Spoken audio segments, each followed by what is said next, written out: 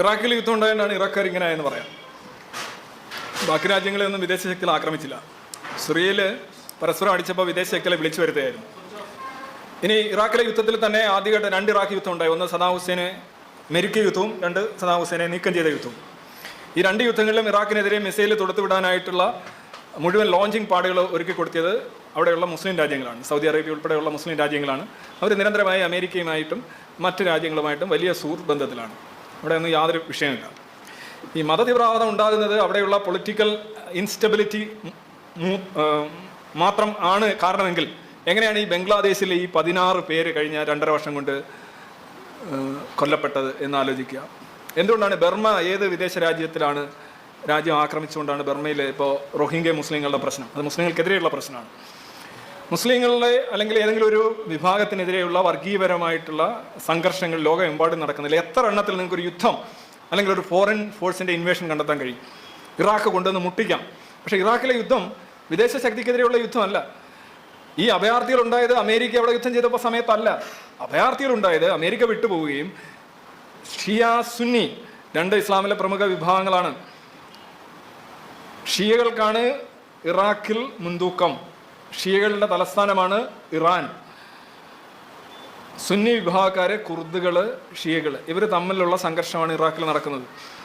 America വന്നതാണ് പ്രശ്നമെന്ന് പറഞ്ഞാൽ സദാം ഹുസൈൻ എന്ന് പറയുന്ന ഒരു വ്യക്തി ഉണ്ടായിരുന്നില്ല എങ്കിൽ ഇതിന് മുന്നേ അവിടെ നടക്കേണ്ട കാര്യമാണ്. കാര്യം സദാം ഹുസൈൻ എന്ന് പറയുന്ന ഒരു സ്വച്ഛാധിപതി ഈ അവിടെയുള്ള വർഗീയ സംഘർഷങ്ങളെയും വർഗീയപരമായിട്ടുള്ള പോരാട്ടങ്ങളെയും തടഞ്ഞു എന്നാണ് രാഷ്ട്രീയ നിരീക്ഷകർ പറയുക. കാരണം ഒരു ഏകാധിപതിക്ക് അടിച്ചമർത്താൻ കഴിയും. അങ്ങനെയാണ് സുന്നിയായിട്ടുള്ള സദാം ഇറാഖ്, ഷിയ ഭൂരിപക്ഷമുള്ള ഇറാഖ് ഭരിച്ചുകൊണ്ടിരുന്നത്. അമേരിക്ക വന്നത് യഥാർത്ഥത്തിൽ വിളിച്ചു വരുത്തുന്നതാണ്. ഇനി അമേരിക്ക വരുന്നതിന് മുമ്പ്, അമേരിക്ക ഉണ്ടാകുന്നതിന് മുമ്പ് എന്താ കാര്യം അത് ആദ്യം പറയും. അമേരിക്കയെ എത്ര വർഷത്തെ പഴക്കമുണ്ട്? ഈ മതസംഘർഷങ്ങളുടെയും മതയുദ്ധങ്ങളുടെയും കുരിശ് യുദ്ധങ്ങളുടെയും ഒക്കെ പണ്ട് ബോംബ് വെച്ച് പൊട്ടിത്തെറിയൊന്നുമില്ല. ആരും ബോംബില്ല, അത്രേ ഉള്ളൂ. ഒന്ന് ആലോചിച്ച് നോക്കുക. അമേരിക്ക ഇന്നലെ ഉണ്ടായിരുന്നു. എത്ര വർഷമായി അമേരിക്ക വന്നിട്ട്?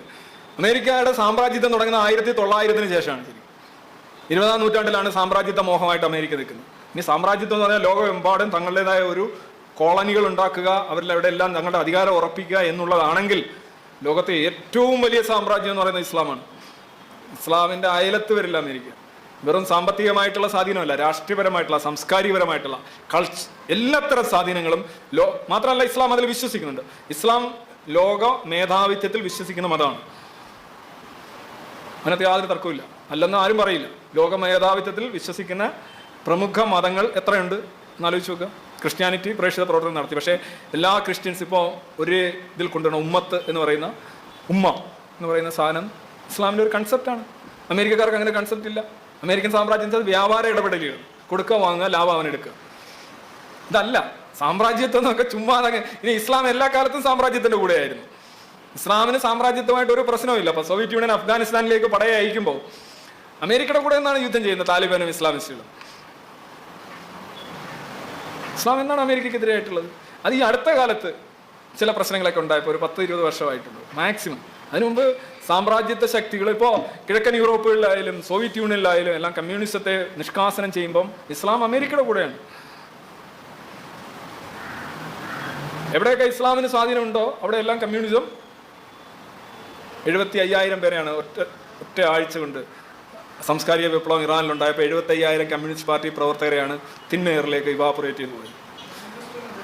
ഓസ്ട്രേലിയ അതുപോലെ തന്നെ അമേരിക്ക പോലെയുള്ള സ്ഥലങ്ങളിൽ കുടിയേറിയിരിക്കുന്ന യൂറോപ്യൻസാണ്. യൂറോപ്യൻസിന് ലോക രാജ്യങ്ങളിൽ, ലോക ജനതയുടെ ഇടയിൽ അവർക്ക് നിർണായകമായ മുൻതൂക്കം കിട്ടി. കാരണം സാങ്കേതിക വിദ്യ, സയൻസ്, അന്നത്തെ സയൻസ്. എന്തുകൊണ്ടാണ് ഇന്ത്യ പോലെയുള്ള ഒരു വലിയ രാജ്യത്തെ ഇംഗ്ലണ്ട് പോലെയുള്ള ഒരു ചെറിയ രാജ്യം, അമേരിക്ക പോലെയുള്ള ഒരു വലിയ രാജ്യത്തെ ഇംഗ്ലണ്ട് പോലുള്ള ചെറിയ രാജ്യം? ഇംഗ്ലണ്ട് എന്ന് പറഞ്ഞാൽ ലോകം സൺ നെവർ സെറ്റ് എന്നാണ് പറയുന്നത്. സൂര്യൻ അസ്തമിക്കാത്ത സാമ്രാജ്യമാണ്. 4 ബ്രിട്ടീഷ് ഐലൻഡുകൾ. എങ്ങനെയാണ്? ആളുകൊണ്ടല്ല. ഇത്രയും ഇന്ത്യക്കാരെന്ന് തുമ്മി അത്തരിച്ചു പോകുന്ന സാധനമുള്ളായിരുന്നു ആണ് സോഫ്റ്റ്വെയർ എന്ന സാധനം. ഇന്ന് ലോകത്തിൻ്റെ ഇക്വേഷൻ നിയന്ത്രിക്കുന്നത് അറിവാണ്, ഇൻഫർമേഷനാണ്. ഏറ്റവും കൂടുതൽ ഇൻഫർമേഷനും അറിവും ഉള്ളവരാണ് ലോകം ഭരിക്കുന്നത്. നിങ്ങളിപ്പോൾ ഇവിടെ എത്ര കിടന്ന് പൊട്ടിത്തെറിച്ചാലും 8-9 രാജ്യങ്ങൾക്ക് നടുവിലാണ് ഇസ്രായേൽ എന്ന് പറയുന്ന അതിജീവനത്തിനായി നിരന്തരം പൊരുതുന്ന ഒരു രാജ്യമുള്ളത്. ആരുടെ ഭാഗത്തായിക്കോട്ടെ ശരി തെറ്റുക, പക്ഷെ ആ രാജ്യം സർവൈവ് ചെയ്യുന്നു, അന്തസ്സായി സർവൈവ് ചെയ്യുന്നു. അവിടെ 20% മുസ്ലിങ്ങളാണ്. അവിടെ വളരെ ഹാപ്പിയാണ്.